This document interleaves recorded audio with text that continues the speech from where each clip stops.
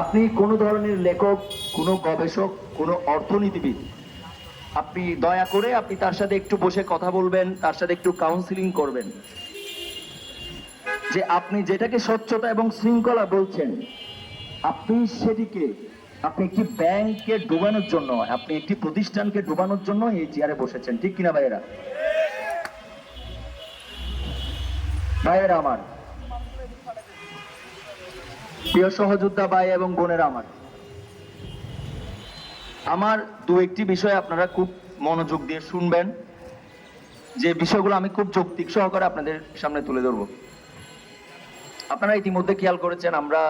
গত press club থেকে শুরু করে আমাদের কর্মসূচি শুরু করেছি, মাঝখানে দুদিন আমাদের ব্রেক ছিল এবং আমরা টানা রবিবার থেকে আমাদের যে কর্মযজ্ঞ চলছে। গতকাল আমাদের হচ্ছে প্রেস ক্লাবে যেটা আমাদের সংবাদ সম্মেলন হচ্ছে, আমরা কিন্তু বসে নেই। যারা আমাদেরকে এখানে যারা ম্যানেজমেন্ট আছে, যারা ভাবছে,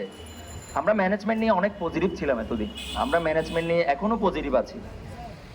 আমরা ম্যানেজমেন্ট নিয়ে বরাবরের মতো আগেও পজিটিভ ছিলাম, এখনো